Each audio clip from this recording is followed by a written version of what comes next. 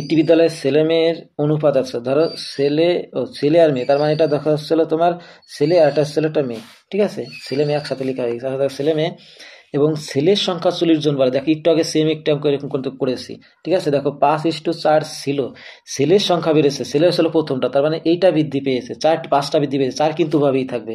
তাই এখানে দেখো এখানে কত আছে, বৃদ্ধি পেয়ে কত হয়েছে 3:2, সেম অঙ্ক একটু আগে দেখো এরকম করে দিচ্ছি, সেম আবার করে দিচ্ছি।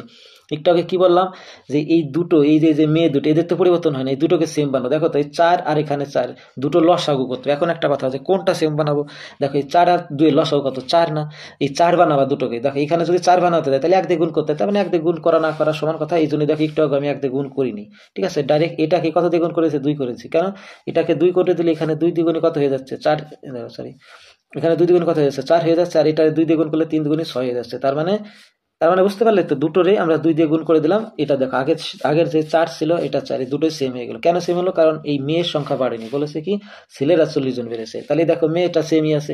এইবার দেখো 5 তে 6 হয়েছে, কত বেড়েছে, অনুপাত অনুযায়ী 1 বেড়েছে, কিন্তু উন্ডা বলেছে না 40 জন বেড়েছে, তার মানে এই 1-এর মানে কত, 40। এবার বলো কি বলেছে বলো, এবার বলেছে মেয়ের সংখ্যা। আচ্ছা মেয়ের সংখ্যা দেখো তো কত ছিল, এই যে 4 ছিল না, মেয়ের 4 ছিল, 4ই আছে, তাহলে 4-এর সংখ্যা কত, 1 যদি 40 হয় তাহলে 4 4 কত হবে, 4 4 16, 160 জন।